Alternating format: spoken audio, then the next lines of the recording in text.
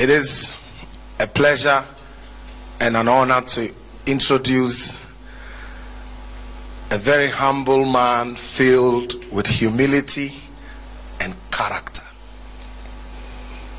A competent leader, a hard-working, determined man, a man whose journey reflects resilience and service, a man who bridges tradition and modernity, advocating for accountability and innovation with respect, a man whose entry into the Ghanaian political landscape is an example for many, a man who's mentored so much, inspired the Ghanaian youth, a man whose conduct has won him the admiration of many, a man of peace, a humble leader, a man whose comeback is going to be stronger than his arrival.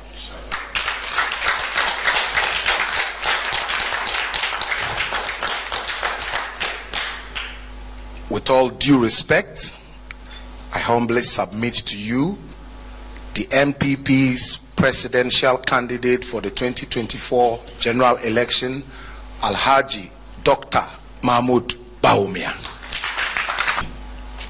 I'm most grateful to have this opportunity because the YEF has been a backbone to me personally and to the party generally. Going into the 2024 campaign, as I was preparing myself to run as a candidate, I came here and I, sought your support, and you generously gave me your backing with a lot of support. And after the election, the support continued as we went into the 2024 campaign. And many of you came home personally to support the effort. Those who couldn't come home, many of you sent support donations to the campaign, and I am most grateful. I want to thank you wholeheartedly for your support. The 2024 election was one that we expected to win. I went into the election with full expectation that we will come out victorious in the election. We worked very hard. In fact, many people have said that they've not seen a campaign that worked as hard as this particular campaign. I toured 276 constituencies, every constituency in Ghana after I was elected. And so many things were done in terms of the work effort. The resources that went into the campaign were unprecedented, so to speak. So we expected the results to be much better than what we had. On the day of the election, which was December 7th, that night after the polls closed, when the results started coming in, we were all alerted that something was not going well. Something was amiss, because we're losing seats that we had held since 1992, seats that we shouldn't be losing. And so if you look at the results at the end of the day, we declined from 137 seats to 88 currently. On the presidential vote, we were at 41.7%. And that was a big shock for all of us as we got the results. We didn't know what was going on or what had happened. But when you looked at the numbers as they had come in, you saw that the problem was more within our party. It wasn't a general problem outside the party. The problem was within NPP. Because when you looked at the numbers, John Mahamad's votes, the NDC votes, were pretty much the same as they were in 2020. The votes that Mahama got were just about 100,000 more than what he had in 2020, even though we had registered almost 2 million people more on the register. So he got pretty much the same votes. The problem was on the NPP side, because our votes declined by 2.1 million relative to 2020. So that is where the problem was. 2.1 million of people who voted for us, 2.1 million people who voted for us in 2020 did not turn up to vote in 2024. And so if you look at the results, John Mahama won this election by 1.7 million votes. So the simple math is that if these 2.1 million people had come out to vote for us like they did in 2020, we would have won the election hands down. So the issue was the apathy in terms of NPP supporters. It was, so that's why I said that this vote wasn't won by the NDC. It was lost by the NPP. They didn't win the vote. We gave this election away, so to speak. We lost it by not turning up to vote. And what happened was very pervasive across almost every constituency in Ghana. People were saying they're not coming out to vote. You know, our parliamentary candidates, polling station executives were trying to get people out to the polling stations, but they kept getting this message that Yento, we are not voting. And that it was so similar. You know, this behavior was so similar across, from Axim to Zebila, the whole gamut. That behavior was something that we had never seen before in an election. And it is almost as though they had a meeting before and decided that on the day we are not coming out. Unfortunately, we didn't get wind of this meeting. Otherwise, we would have gone and begged them to come out and vote. But on the day, they behaved in a very similar fashion across and didn't come out to vote. The 2.1 million people who did not come out to vote are concentrated in 6 regions. And these are generally our strongholds. 6 regions account for 84% of the 6.1 million people who did not vote. Greater Accra region, you had 571,000 people who did not vote. Ashanti region, you had 429,000 who did not vote. Eastern region, you had 258,000 who did not vote. Central region, you had 231,000 who did not vote. You had Western region, 164,000 who did not vote. Bono region, about 100,000. These 6 regions alone account for 84%.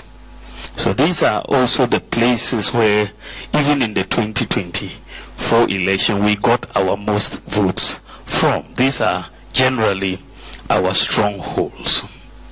In fact, the decline in votes occurred in 15 of the 16 regions of Ghana. We have 16 regions, but in 15 regions, NPP votes went down. The only region in Ghana where the NPP votes went up in 2024 was the Northeast region, which is the region I come from. That's the only region in Ghana where our votes went up. Every other region, our votes went down. And that is a big issue for us generally. You can't drop in 15 regions and expect to win an election. And so there was that question when the results came up. What happened? Why did this happen? Why this level of apathy? We have never seen it in Ghanaian political history, this level of apathy. So that was the question exercising my mind, your mind, everybody's mind, you know, because it was so unexpected, the scale of the defeat. Of course, you realize that in the early days, we did not have a lot of data, but they had a lot of speculation about what actually happened. I remember the General Secretary, Justin Frimpong, was asked on radio. He said, General Secretary, why did you lose in this election? And then he said, this one is Sum Sum. Sum Sum, meaning it's spiritual, because he couldn't explain how this could have happened across every constituency and people behaving the same way. So he said, this one is spiritual. Then I met him. I said, General Secretary, this your spiritual explanation is difficult to confront with evidence, because I need data. And with spiritual, when you go spiritual, I can't get the data. But I must admit that in everything that happens in the world, God's hands are in it. So what you are telling us is we have to intensify our prayers for 2028 so that God would open the door for us and give us victory in 2028. The other explanation, which came very quickly, because as you all recall, I conceded the election on Sunday morning. And I conceded it to keep Ghana at peace, because what was coming, and many people didn't know what was coming, was going to turn Ghana upside down. That's how I read it. And I thought that we needed to keep the peace of the country, and we needed to. So it shocked so many people that, because I was confident in the data we had collated, and I knew that we had lost the election, and the EC would have taken another 2 days, and that would have created mayhem. So I was very confident in our results, and so I decided to concede on Sunday morning. In fact, I stayed up that night to write my concession speech. So I asked my team to get the press 9 a.m. on Sunday morning so that we will keep the country at peace as we move forward. And so even by Monday, after I conceded on Sunday, a new speculation had come into the system. And the speculation was that the reason why our supporters in our strongholds did not vote was because of religion. They said that the reason why they did not vote is that our supporters did not want a Muslim to become a president of Ghana. I couldn't really understand that, but it was put in the system. And you know, these sorts of explanations get a lot of play. And I said, well, I don't get it, because the NPP as a party elected me to be leader. We were 10 of us. I was the only Muslim candidate, but the NPP gave me 61% to lead the party. So it cannot be that the NPP suddenly decides that they don't want someone to be. But I said, look, this is one of the concern explanations. it's full of mischief. And the NPP is not a party that discriminates on the basis of religion. Otherwise, they wouldn't vote for me in the first place. So I said, let me confront this with data. Let us, I'm a researcher, let us look at the data and see if we can debunk or confirm this. So I took the data for the 2024 election. You'll see that in this election we have 276 constituencies, but the NPP presented 236 parliamentary candidates who were Christian and 40 who were Muslim.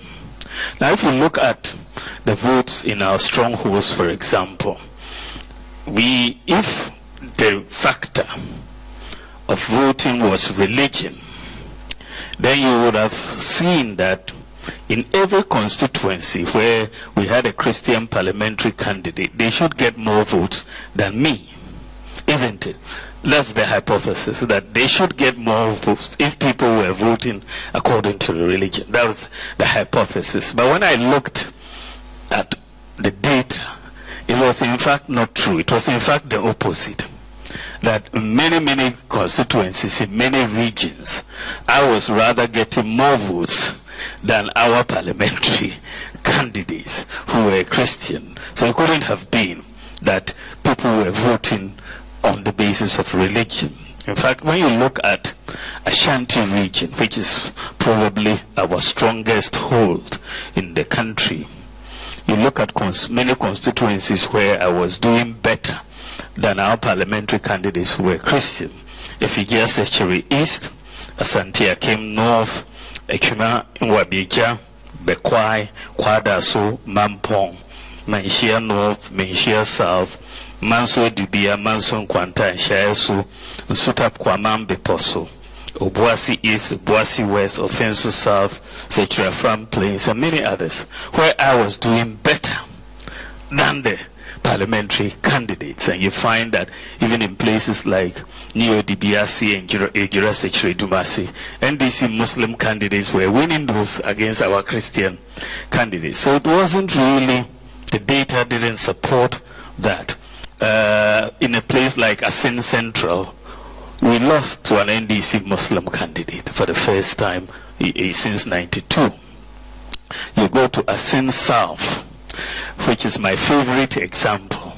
Asin South, our candidate there was my good friend, the Reverend Intim Fojo.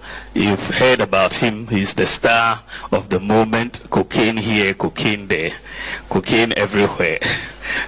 So Reverend Intim Fojo is a pastor, and so he worked so hard for me. In his own constituency, I beat him in his own constituency, in Asin South. So if it was a religious vote, there's no way I can beat the pastor in that. So the data, as I compiled it across the country, all the regions, was very clear that there was no factor of religion in the way the votes went. And in fact, the core committee which we set up later on also delved into this matter and concluded clearly in black and white that religion was not a factor in the 2024 presidential election. So that matter, I think we should put it to rest because it is not founded on data. Losing elections have happened over time. Many candidates over time have lost elections.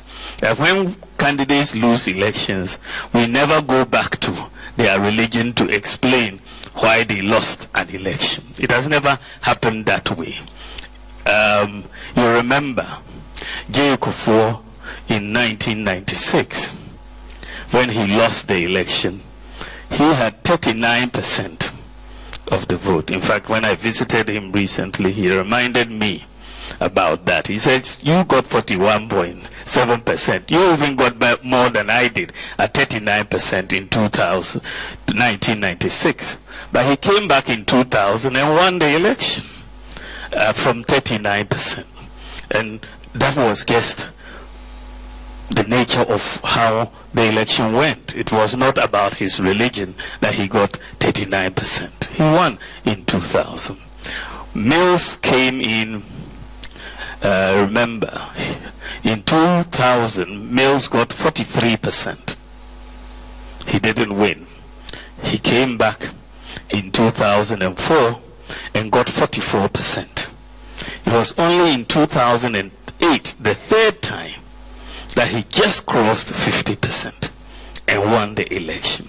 So Moses' loss in 2000, 2004, nobody said it was a religious factor. He just lost by 43%, 44%, and that. Similarly, when we went for the election, Nana Akufo-Addo and I, in 2008, we barely lost it in 2008. We lost it, but very barely. And then we went back in 2012, and we thought we won it, but EC declared that we lost it, so we went to the Supreme Court. Remember, you and I were not there. So we were at the Supreme Court for 8 months in 2012, in 2013. At the end of the day, the vote was 5-4 against us. But we did not relent. We went back again in 2016. And this time in 2016, against John Mahama, we won by 1 million votes. So it took Nana Akufo-Addo 3 tries to get there, but nobody was pointing about a religious factor either.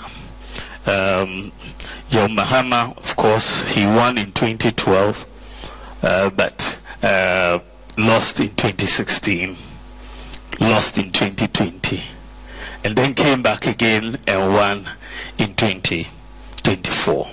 So the people lose elections, or parties lose elections, and there are usually reasons why we do it. But in Ghana, the issue of religion is not one of those reasons why parties lose elections. Then you also had, as I said, the Okwe report. We put together the Okwe committee, and they went very deeply into matters. They concluded that religion was not the problem, the tribe was not the problem, the candidate is not the problem. These are all clearly stated in the Okwe report. And so we needed to look at other explanators to what happened. The cost of living, as Chairman Bernard also has said, was a major factor. As you all know, 2024 was known in international political circles as the year of political disruption. You had about 60 elections take place in 2024, but 80% of incumbent governments lost the elections, including governments in the UK, in the US, in Senegal, in Botswana, in South Africa. I mean, ANC became a minority government. Japan, the LDP. So cost of living, of course, driven by COVID and so on. But Ghanaians would not listen to any explanation. They just saw the cost of living going up, and we were the ones to blame for it. I think that was a major issue. So various explanations were given for that loss that we have been we've gone through by the Okwe committee. The committee, as a result, has made certain recommendations which will require constitutional amendments for us to do it. So a committee has been put together, chaired by Frank Davis, the chair of our Legal and Constitutional Committee for the party, to put together the recommendations and bring them back to National Council so that we can push them to National Conference for adoption. And so there's a recommendation that the delegate system as it exists should be changed. We should have an expansion of the delegate system to reduce capture by individuals who are running for office. Because you see on the day of the election, as I said, when you send polling executives to houses, they'll say, someone amuji fridge in the TV, no, among kotuabano. You collected the TV and the fridge, go and, so there's a complete disconnect between the executives who are polling station executives, the 5 people, and the rest of the community. And so we are going to expand it at the polling station level, at the constituency level, include former executives to come on board, MMDCs, and so on, so that we can have a broader representation. So you're going to see at least a doubling of the electoral college as we know it today. So there is a recommendation to look at one man, one vote as one option, and to look at a limited expansion. And they are going to come back to us. But everybody, I think the general sense is that we should move towards one man, one vote. If we have the infrastructure to do it, let's do it. But if we don't have the infrastructure, let's have an interim limited expansion whilst we put together the infrastructure to have a one man, one vote system in the foreseeable future. So that is where there is also a sense that we elected our presidential candidate a bit late in the day. We elected our presidential candidate in November. By that time, Mahama had already toured the country. He was already on the ground. He had been elected much earlier by the NDC, so he had an advantage. And we had spent almost 3 years in internal elections, and that divides the party. There was no time for reconciliation.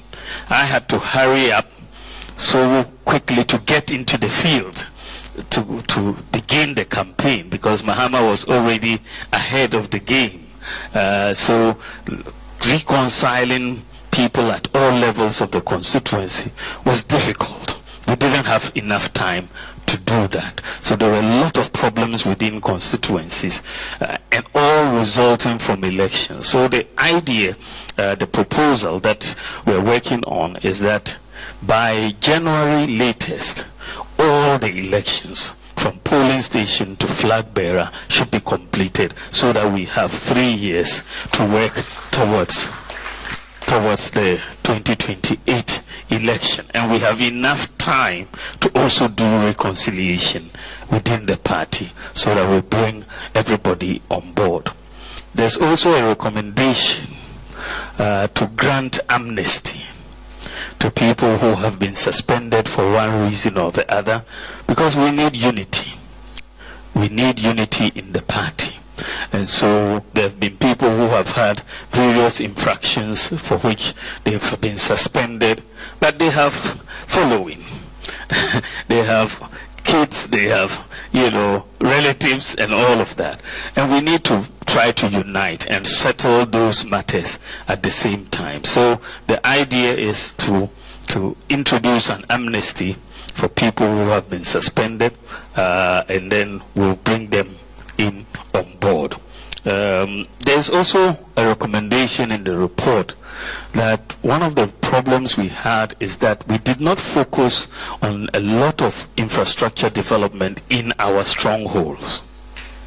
That was a big problem that annoyed many of the people in our strongholds. They could see major projects taking place in other regions which even don't generally vote for us. So they didn't see why they should break their backs to go out and vote for us when there are major pieces of roads and other infrastructure that they wanted, we didn't do. And I think that is a big lesson for all of us in terms of making sure we satisfy what we've done. We're also being told in the report that we didn't pay enough attention to the district assembly elections.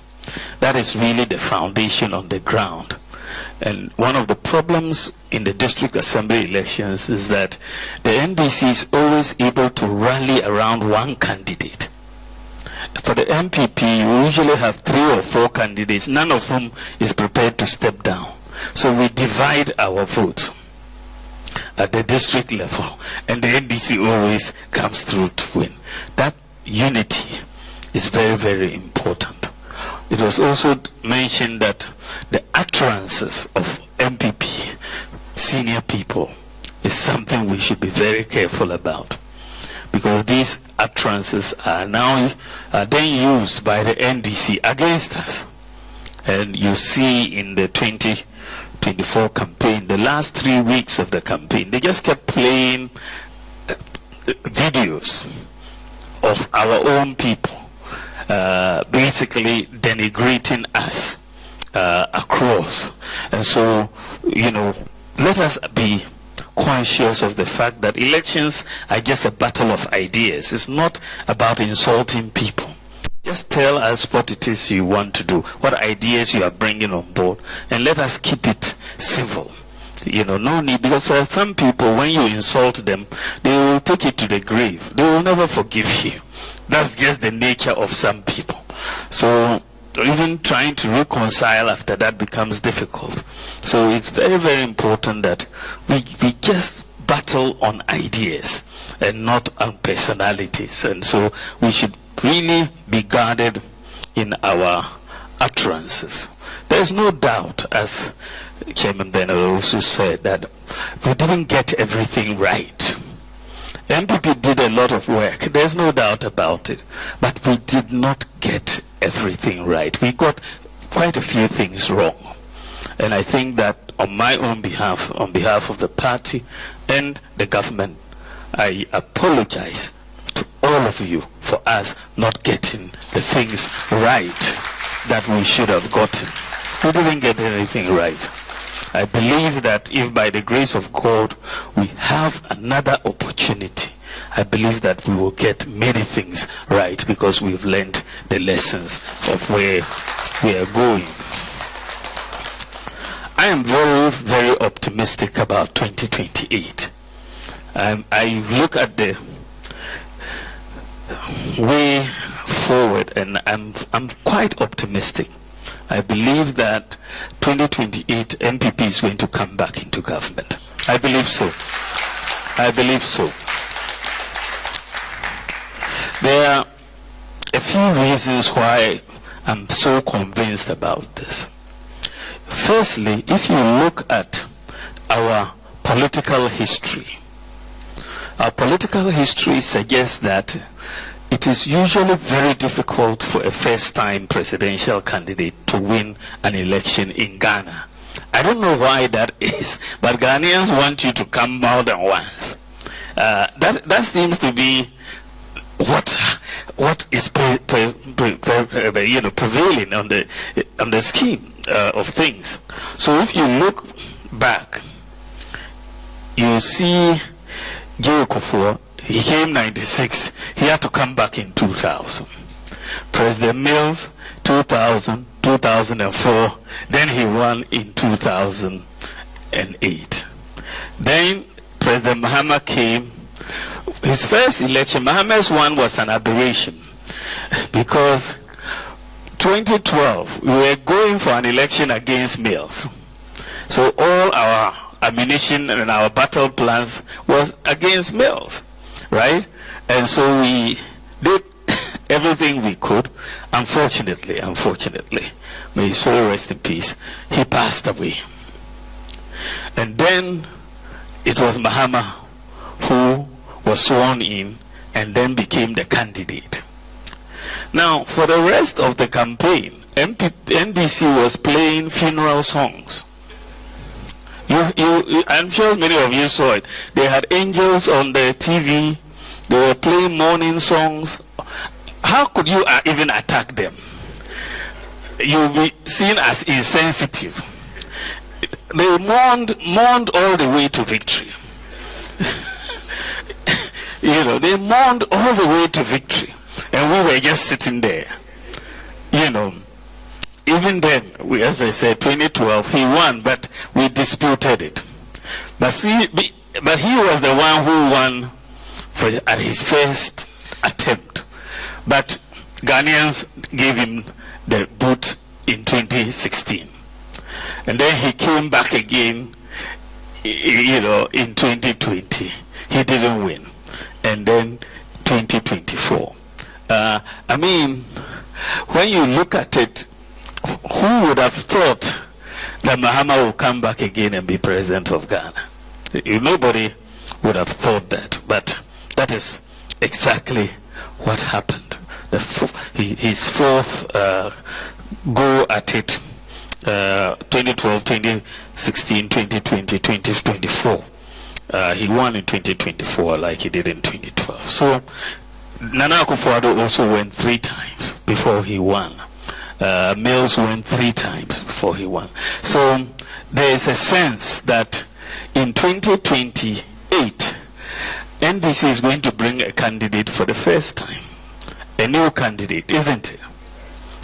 They've run out of choices now of Mahama. Mahama has been their perennial candidate over the last few elections. Now they will have to bring a new candidate. I believe we will have an advantage, all things being equal, over that new candidate coming in 2028. I believe we will have a very big advantage. You know, the second set of reasons that I believe we are going to win is because NDC is actually in government.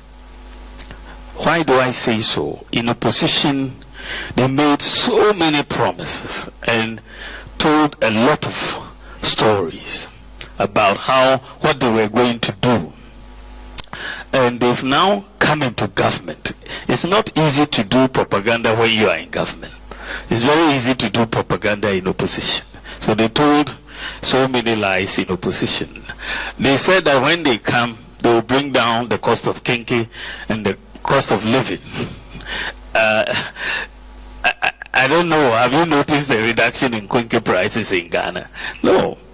Prices are rather going up, whether you are looking at cement or other things. They are not coming down. So I think that, and this is only 4 months or 5 months, you will see that this lie that they told about reducing the cost of living will be more and more exposed as we go forward. They also lied to cocoa farmers that they are going to increase the price of a bag of cocoa from 3,100 to 7,000. The cocoa farmers were very excited and voted for them.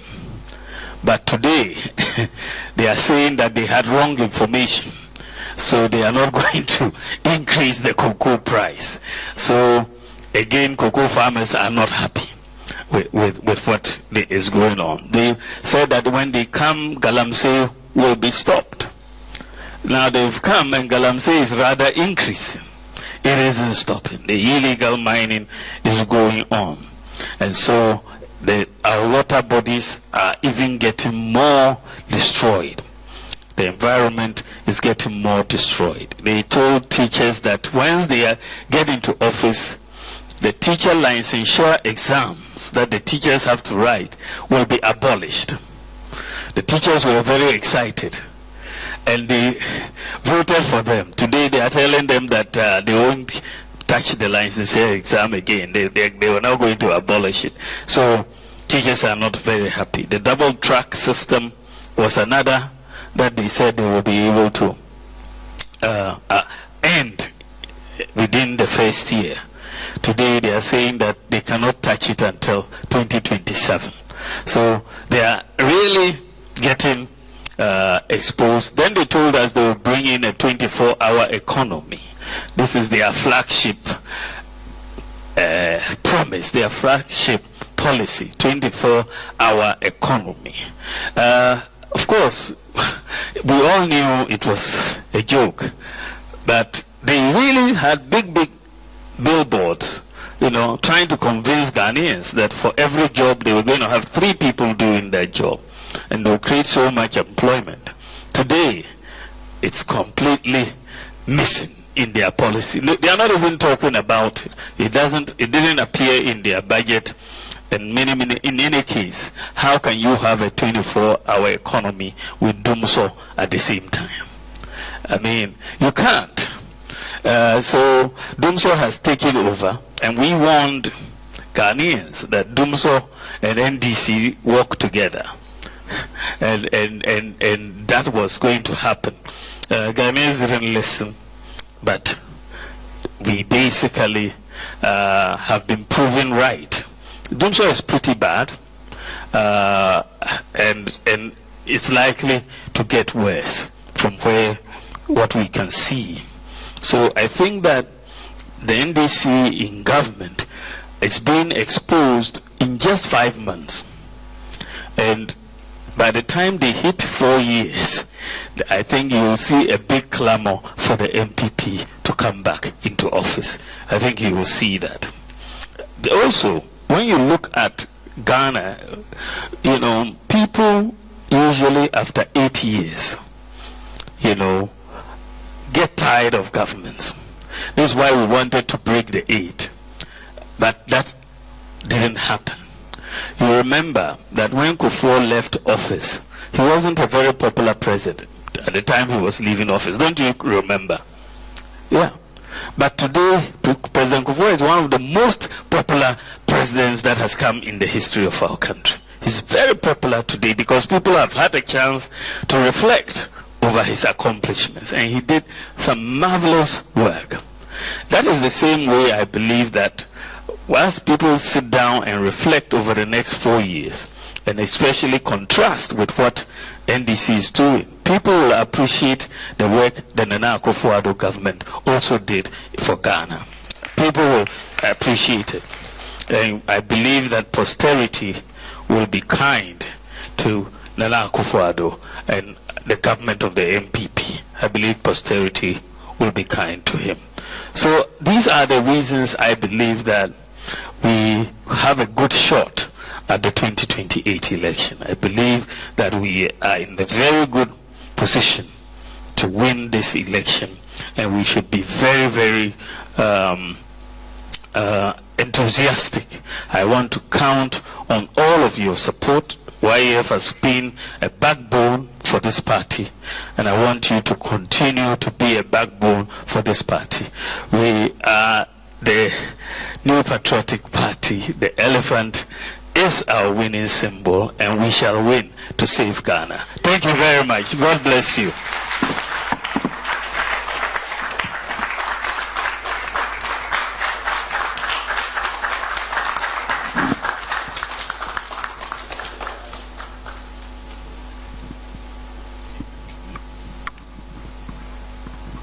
Thank you very much, Your Excellency, for the insightful information that you've given to us. In areas of qualitative research, we normally look at the issues of subjectivism. And what I'm just going to say is in relation to some of the things that you've just mentioned. As a matter of fact, I took this upon myself when we finished the elections, just to do my own research across the constituencies, and did a report and handed over to the relevant people in the branches that is needed.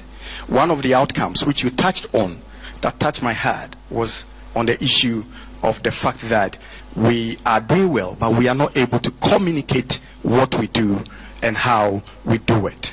As a matter of fact, my background is into research and digitalization, so I've been doing a lot of work in Afram Plains. And for 3 years of my data collection, one of the things I saw was that there were always NDC megaphones on cars moving around. There was a place I even went called New Jerusalem, which is within my Bryce constituency, where I've been working for 20 years. You could not see a poster of NPP until during the elections when I went there as part of my tour within my constituency. When I saw all this, the languages and the things you could see were all about English. I believe going forward, we need to contextualize and localize our communications. And our communications should not only just sit on the top level, but we should be in sync. Whatever is discussed at the national level should sync through to the regional level, should sync through to the district, and it should be localized to be able to get a message to the grassroots. Because after all, NPP is a grassroots party, and it is the grassroots that brings the party into power. Thank you very much. He's right, please. Okay, my question is quite simple. The MPP is a unique brand, Your Excellency. And many years ago, for our sins, people used to say, "Akrachi for a party." That's what we were identified with. So the free SHS gelled well with the rural folks, because we are person about Cusco now obey BB. It appears, Your Excellency, that we are, from where we sit, it's becoming slightly difficult for Ghanaians to see the difference between the MPP and the NDC. And sadly, people go to the extent of saying we are the same. I reject that. We are not. We are completely different. Our philosophy is different. Our ethos is different. We believe in meritocracy and we believe in rule of law. But if you look across our leadership, from Zabzugu all the way to Tripoli, down to Zebela, coming down to Tema, you will see that by design, we have allowed ourselves to call ourselves grassroots party and bring leadership that may be not supporting your cause. It may be expedient to you, it may be expedient to the party, but it's not helping the party to win. I'm sure very soon you will see people taking sides, introducing themselves, they belong to this person or that person. Your Excellency, we want MPP back to power, and probably it's safe to say, going by our tradition, once a person is elected, it's very difficult, probably impossible, to change that candidate. So my mind is clear who we are taking into 2028 election. It need no explanation, but people are going to come to use that expediency to hold power and will not help our cause. How are you going to stay neutral and say to people, go and get the best candidates to be leaders of the party, so that the party will be strong to propel us to victory? Thank you.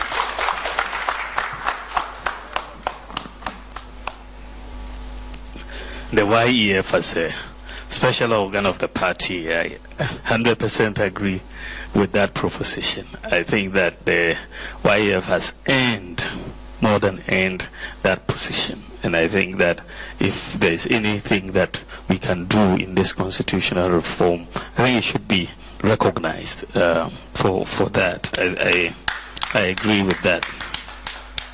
And I think that for sure in the expansion of the delegate pool, you will see expansion also at the diaspora branch levels. I think it has to be, there will be no limit only for constituencies in Ghana. I think we will see the expansion across. The localization of our message is critical, because the message, in fact, a lot of the time it is in the marketplaces, in the lorry stations, that you see a lot of messaging taking place.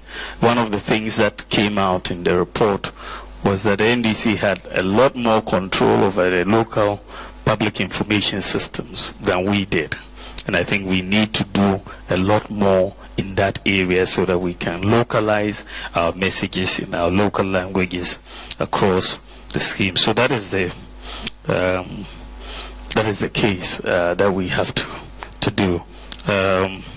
We also look at the brand of the party. I think that is a big issue that we are all looking at right now, because you would see, and that is what people are saying, that we don't see a difference between MPP and NDC, which is very hurtful when someone says that, because there's a big difference between us. But when you look at the fact that on Legon campus, we didn't win a polling station on Legon campus, that is serious. because that is a typical NPP stronghold, isn't it? Yes, I mean the academic institutions, that's where you normally find NPP, being so strong. But to have an election where we lost in a place like Legon, and many academics are feeling very comfortable saying they are NDC. We need to be very, very guarded about that in terms of our branding.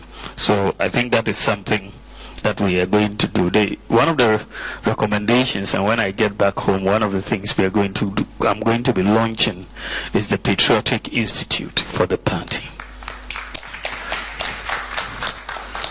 Because there are a lot of people who are vying for positions for this party and don't even understand the philosophy of the party. They don't get what this party is about. And so everybody who is going to vie for a position in this party will go through the Patriotic Institute. We will all take schooling from the Patriotic Institute so that we understand what this party is about. Yes, exactly. All of us have to be partaking in the schooling so that we all come in with an understanding of the bigger picture and the bigger issues that are at us. It's not about your own personal needs. You are looking at a party which a lot of people have sacrificed, even died for, to bring us to where we are. And we need to appreciate what it is that we are trying to do for Ghana within the NPP, and that whole branding will be done in that context. So and that is also dealing with this whole issue of the leadership at different segments of the society. So we need to be very careful about that. And I think that to a large extent, it's very, very important that we remain as neutral as possible in all the internal elections. I think that becomes a very, very important part of all of this, so that we can at least be people who can reconcile the party when it's all over. And I think we are going to work towards that. Thank you very much. Your Excellency, thank you so much for gracing us today. I also like to say thank you for supporting the youth. But then I would like to ask, what plans do you have for the youth? Thank you. Thank you, Secretary. His Excellency, Your Excellency, DMB. You partnered Nanado in 2008. The same happened in 2012. We lost the election. There wasn't any mention of religion. 2016, we won an election, and in 2020, we won. There wasn't any mention of religion. In 2024, you were given the mantle to lead the party. Since the election, there's been cacophony of a lot of people saying a lot of stuff about religion being the cause of our defeat. How do you feel as a person when you hear those comments? Thank you.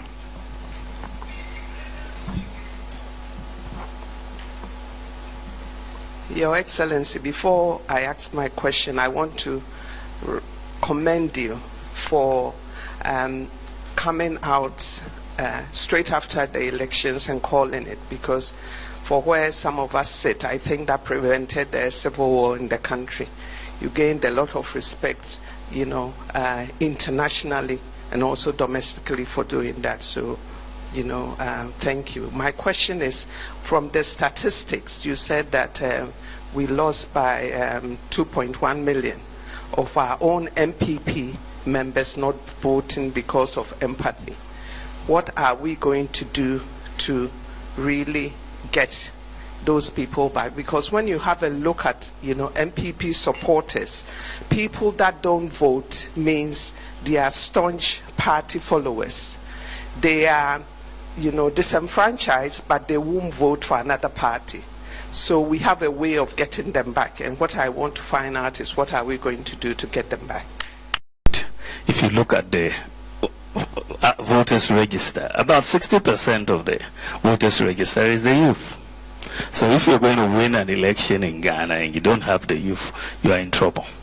I think that is the whole thing. I think that at the end of the day, we are currently in opposition, and we need to engage the youth, right from TESCON to all other segments of that. So you see that one of the, as I said, the university campuses, we lost quite a lot of them.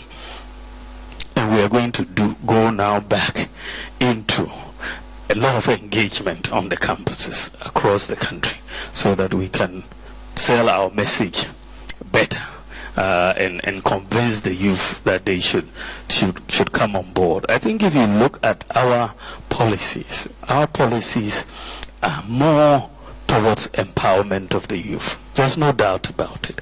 You look at our education policies. We've really empowered the youth, especially the women, the females, the youth. You look at enrollment at free SHS. There are now more girls than boys in senior high school. It didn't used to be the case. So I think in the area of education, we're giving a lot of incentives to the youth. And then you look at the area of the when we look at increasing opportunities through digitalization of the economy, for example, the youth generally don't have a lot of connections, so to speak. They don't know anybody, but they want to get things done, and they want to get things done quickly.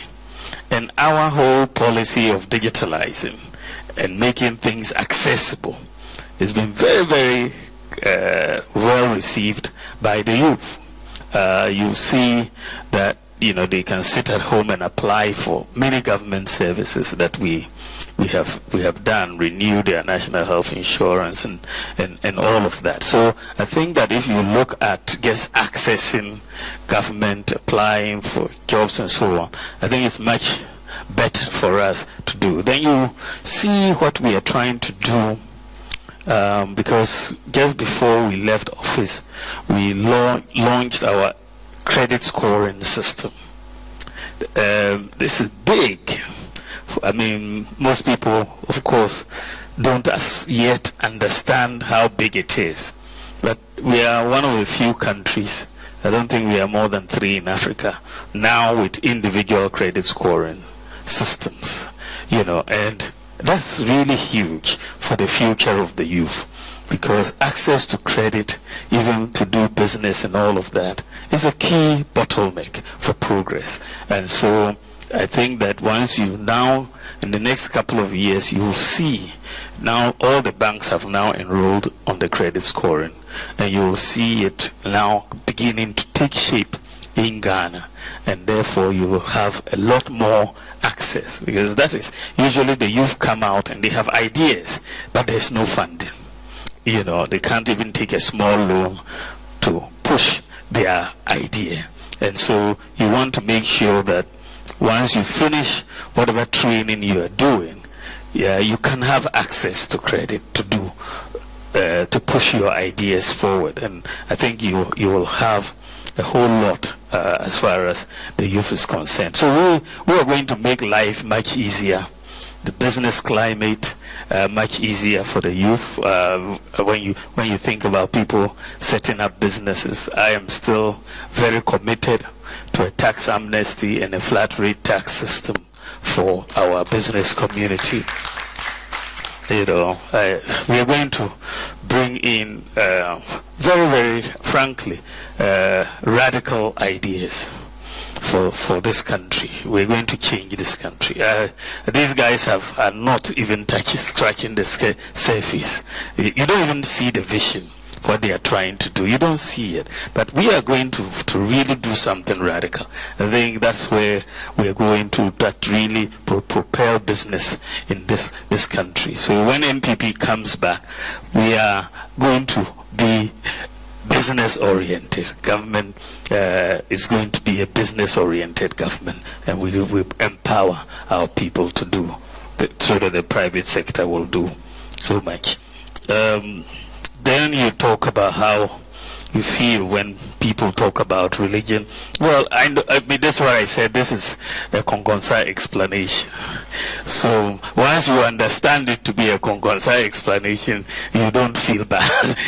You know that people are doing Kongonsa. Once you can counter it, then you are okay. You can proceed. You know, because that's not the nature of the party. But people use those sorts of things for personal reasons.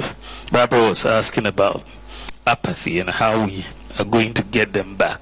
I think that is very key, because if we don't get them back, we are in a big deficit for 2028. So we have to do everything, and this is why we thought that the Okoye Committee report was very important, so that we know why they didn't vote. And these recommendations that have been now put in place are to address those problems, why they didn't vote. The delegate system, for example, was a major reason for the apathy. We are going to address it. And we also have to restore trust. They lost trust in us.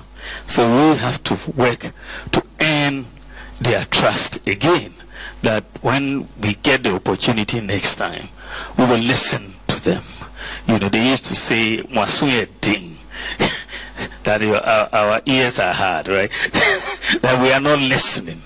And we need to show a capacity to listen and to do the things that they want us to do. And I think that is something that we will all deal with and listen more and do that. But we need to earn their trust and also deal with those issues and assure them that when we come back, some of these concerns of theirs will be addressed. So I think that's where we go. Thank you.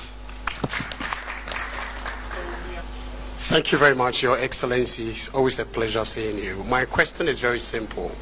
Do you believe the appreciation of the cedi is sustainable?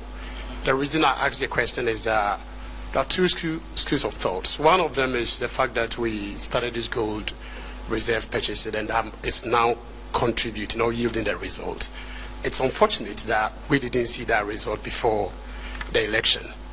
So if that is the case and they are going to continue in it that way, then of course it is possible that we can sustain the appreciation. The other school of thought premise on the fact that Donald Trump's policies on trade has made the dollar unattractive and therefore low in demand, and as a result we are benefiting from that. So please, I want to know your thoughts on that thing. I am one of the founding members of YEF, along with Dr. John Kessie, who stands at the back, and we've been in this game for about 18 years, and over those 18 years I have had the privilege of holding a number of offices within NPP UK. One of the only offices I haven't held is that of women's organizer. But on a serious note, Parni's administration put me on the Council of Elders about 8 years before I should have been there. And one thing I have learnt from our elders is that I listen to them, and I listen to them, and I listen to them.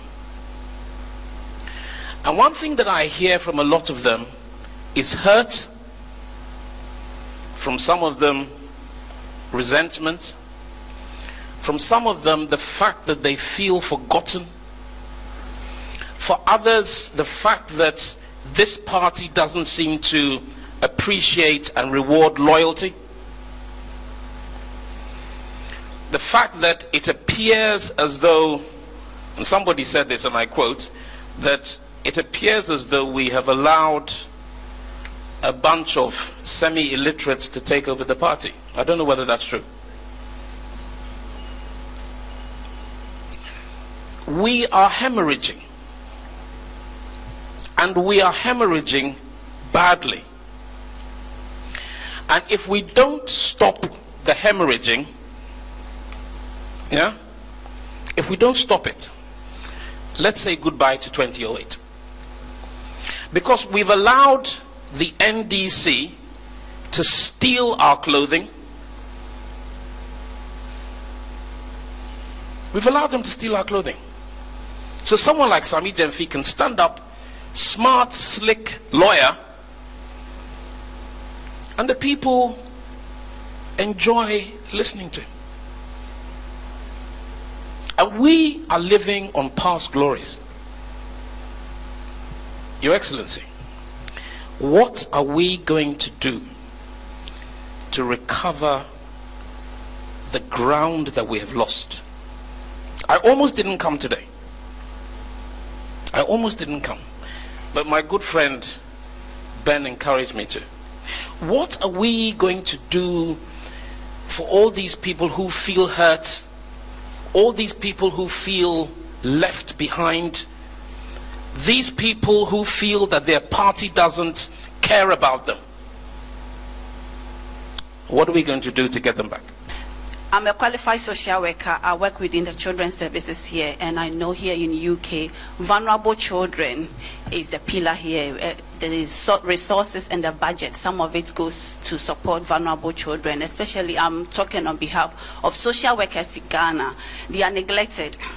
And within the children's services, there are departments in Ghana. When you go, even common pen, you have to buy yourself. I have so many colleagues who are social workers, and when they cry onto me when I go. So please, I just want to bring that. I know definitely, inshallah, in 4 years' time, you're going to be the president of Ghana. And then please remember the vulnerable children, the social workers, and also strengthen them. It's a pillar in society. Here in the UK, I work with the local government, so I know the importance of social work, but it's not really prioritized in Ghana. Thank you.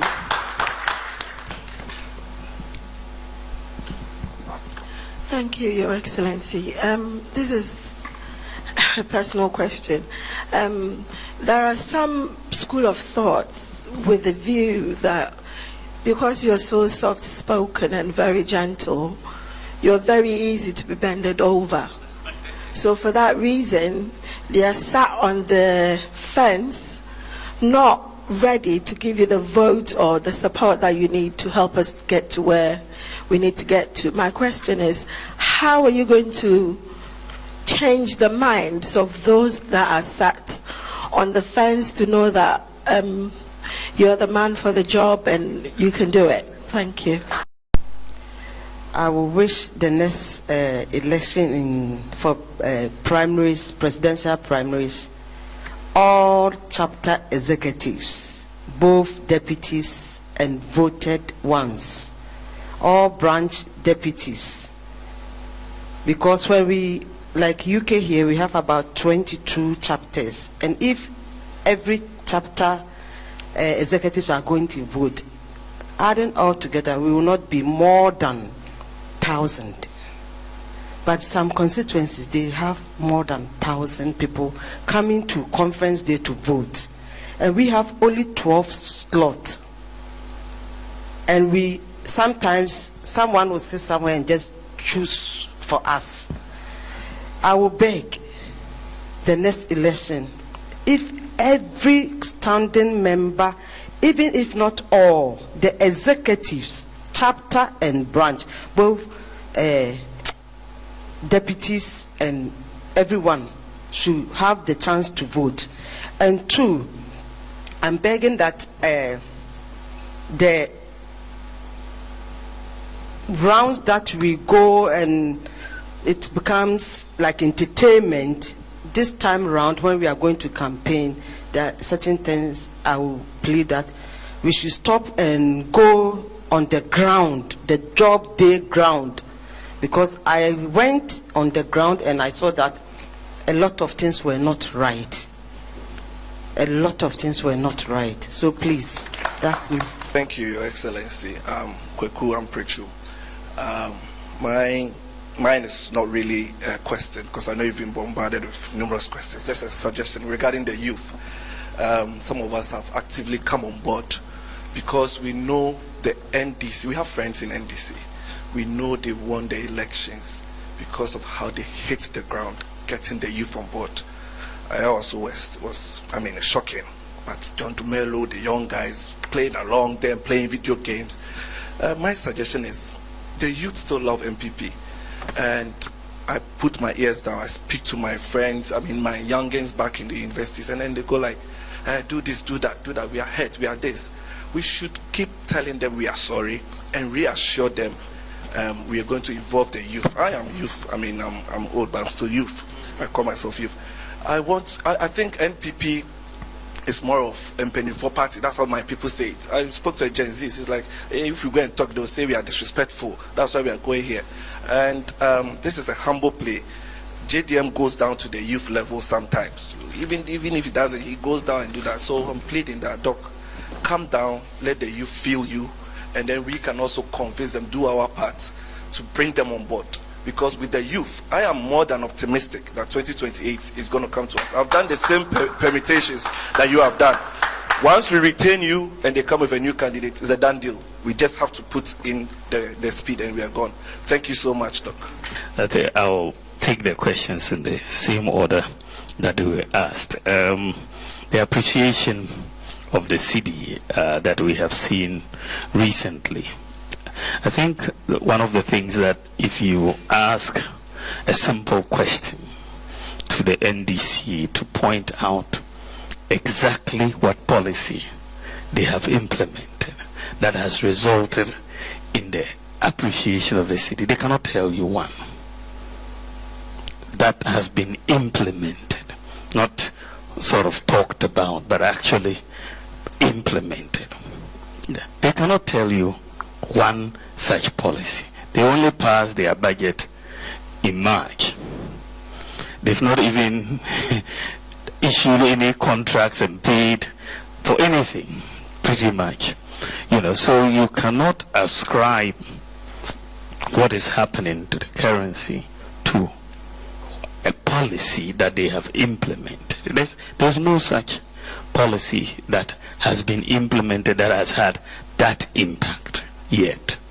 For me, we had anticipated the impact of gold in this economy. I talked about it when we got into dire straits in 2022.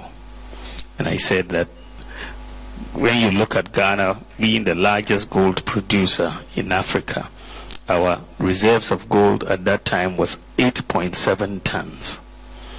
You look at US, they have 8,000 tons. UK, over 2,000 tons. Same with France. And so confidence in your currency, because people know whenever, because the gold, why I went for gold is that you don't need to export to get gold. You need to export cocoa to get foreign exchange, timber, oil. You need to turn it abroad. But as for Ghana, you just need to dig it or pay for it with cedis. So it was a much easier way to do it. And so we started the gold purchase program. And in 2 years, Ghana, Bank of Ghana had bought $5 billion worth of gold. 5 billion. Remember, we are going to IMF just for 3 billion and going through all sorts of hoops. But in 2 years, we had bought 5 billion. So we increased the gold reserves in Ghana from 8.7 tons to 30 tons. So 65 years after independence, we only had 8.7 tons. But in just 2 years, we went to 30. And so that is a big backing for the currency. They have been in office so far. They've not even increased it by 1 ton. 1 ton. One. Not a single 1 ton. They haven't increased it by. But people after all the noise of the election, people are paying attention to our reserves. That is one thing, which we have built to 30 tons. Secondly, you've mentioned that the US dollar itself is on the decline globally. And that has also strengthened. If you go to Zambia, for example, the kwacha has gained a lot of ground also because you have the US dollar declining in value because of what is happening in the US with all of that. So I think those are, and then there's the third element, is that they are not spending. I mean, if you are managing an economy, you have to pay your bills. They are not paying IPPs, for example. This is why the doomsday is so acute, and they are not paying contractors. So when you are not spending, there's less pressure on your currency. So those are some of the reasons why you are seeing an appreciation of the currency. But if you look at it, if we had not instituted the gold purchase program as well as the gold for oil program, our economy would have collapsed. It would have. Where would we have gotten $5 billion just, to support the economy? You wouldn't have gotten it. So I believe that it is clear that what we put in place, and I believe this is going to be there for a long time, what we have put in place should help us maintain stability in the currency. But we'll see how they manage it going down the road. David talked about the Council of Elders and how they are hurt, they've not felt recognized, and no reward for loyalty, and they've been forgotten and all of that. That is in fact true. It is a sentiment that you hear across all the constituencies and all the regions. And not only even the Council of Elders, even former MPs, former DCs, and so on. We looked at this issue very carefully, where the apathy, was coming from, and some of these issues are part of the apathy. And in this party, people take you seriously if you are a delegate, isn't it? If you are a delegate, people will take you more seriously than if you are not a delegate, And so this is why polling station executives don't call themselves polling station executives. They call themselves delegates. Then when you say I'm a delegate, then you put fear in the people who are other MPs or ministers. So this is also why we are saying that in this new expansion, all the Council of Elders must be given voting rights.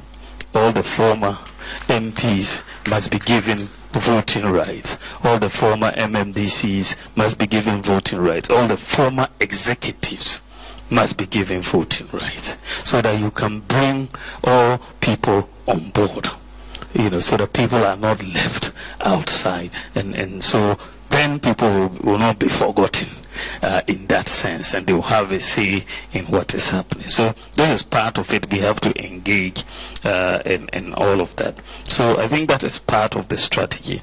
The issue of social workers, I take that on board. For me, the vulnerable, the poor, for me, that's just my own, passion to look after the vulnerable and the poor. It's just my own passion.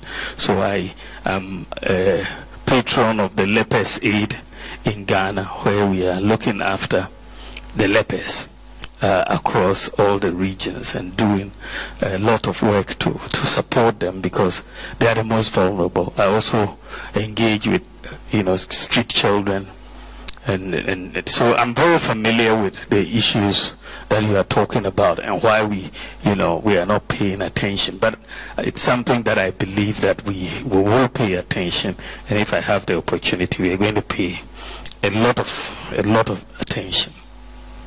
There are people who have said that I am soft-spoken and all of that. And that is quite true, that I am soft-spoken. But that should not be confused with the fact that I'm weak. I'm not weak. I am soft-spoken. President Kufuor is very soft-spoken, but very effective. Atta Mills was also very soft-spoken. It's not noise making that makes you effective, right? If you look at my record as a vice president, even my record as a deputy governor of the central bank, or even my record in Zimbabwe when I went to the African Development Bank, you will see accomplishment at every level. When I was at the central bank, we came up with the idea to redenominate the currency of Ghana. And we did it, thanks to the leadership of Paul Akwa. We did it. It was very effective. We brought in the second country in Africa to introduce the inflation targeting regime in Ghana. It's worked. It's still the same regime that it's working today, but we introduced it in 2001, and it's still there today for our central bank. We did a lot of things. When you come as vice president today, I don't think anybody in all humility will challenge the fact that I have been the most effective vice president in the history of the Fourth Republic. Because you cannot, I mean, if you ask, for example, what was John Mahamed's record as vice president, can you remember what he did?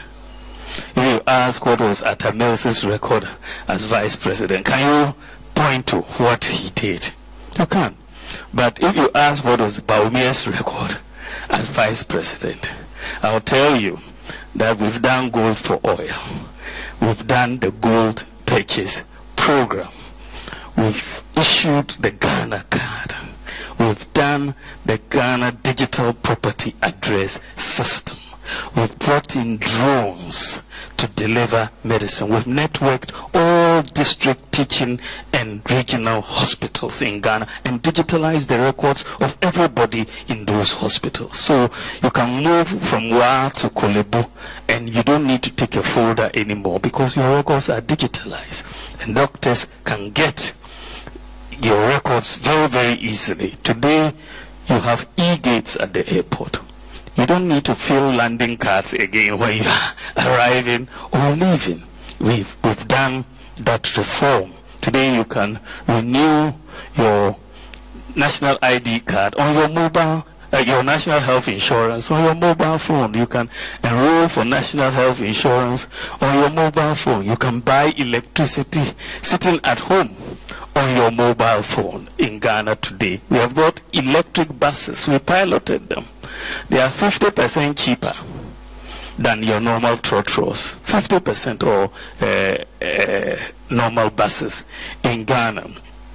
Today, Ghana has mobile money interoperability, which we didn't have. In fact, Ghana's payment system, for me, is probably one of the best in the world today. The world. I'm not talking of Africa.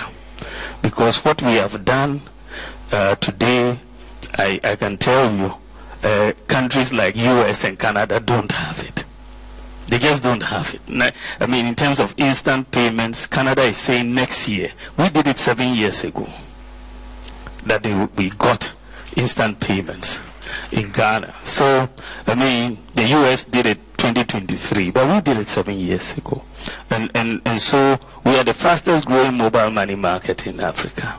And Ghana is the only country in Africa that has 100% access to financial inclusion. Only country, the whole of Africa. We are the world's largest medical drone delivery service, the whole world. We are the leading medical drone delivery service in the world. You see that Bawumia brought the idea of Agenda 111. We've implemented. We are not finished. Brought the idea of Zongo Development Fund. We've implemented. It worked relatively well. The Citizens app, Ghana.gov, massive infrastructure that we've put in place that was just towards the end of our regime. So if you look at what I say, then you have credit scoring that I led and we implemented in Ghana. These are things that even many presidents are not able to do in their term of office. But in my limited capacity as vice president, I've been able to see through over 20 major policy reforms. Not just talked about it, but implemented.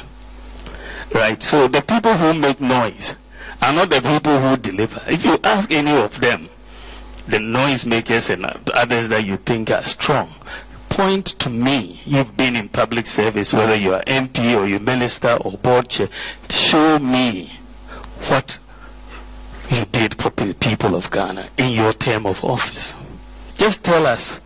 I can mention 22 things at a go that I did as vice president, even though I'm softly spoken. Right?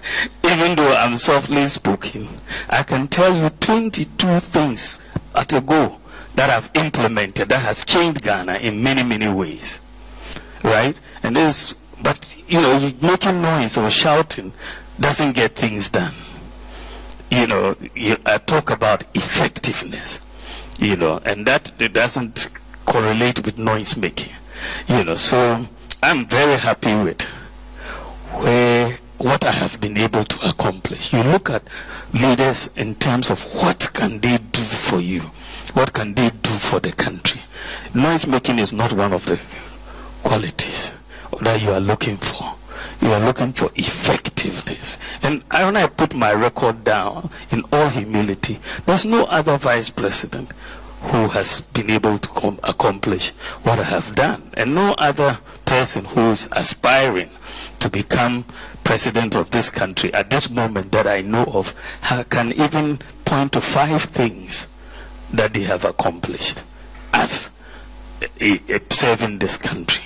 You know, so I'm very confident that when the people who worry about me being soft-spoken look at the record, they will realize that it's better to have a soft-spoken achiever than a loud noise-making underachiever. I think I'm a very soft-spoken achiever, and I'm very proud of that. Thank you very, very much. I think that Hagia was talking about, but that's my mother, Hagia Miriam. She's talking about diaspora voting, and I totally agree with you. The expansion should include all the executives in the diaspora. I think that should settle the matter, because we are doing even former executives at the constituency level. At least we should have the same at the diaspora level, and I think that will do.